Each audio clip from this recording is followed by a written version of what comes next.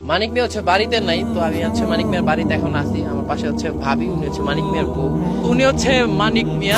সাদ ইবনে মুআজ রাদিয়াল্লাহু তাআলা আনহু একদিন নবীজিকে বলছে, ইয়া রাসূলুল্লাহ, আমি যদি কোনোদিন আমার স্ত্রীকে দেখি পর পুরুষের সাথে 1 মিনিটের জন্য কথা বলছে, আমি আমার তরবারি খাপ থেকে বের করে এক কোপে গর্দান ফেলে দেব।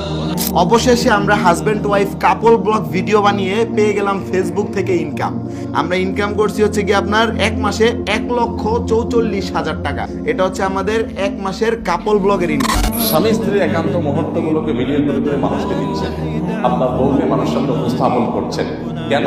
অ্যাডসেন্স করে কিছু পয়সা কামাই করবেন সেজন্য। তো এতটুকু লজ্জা যার নাই, সে তার স্ত্রীকে সোশ্যাল মিডিয়াতে তার স্ত্রীর সৌন্দর্যকে সেল করছে কিছু টাকা কামাই করার জন্য। মানুষের চোখের ক্ষুধা মিটাচ্ছে, মানুষের চোখের চাহিদা মিটাচ্ছে, এটা মিটায় সে কিছু টাকা কামাই করছে। এটা হলো নির্লজ্জতার চূড়ান্ত রূপ, সোজা কথা।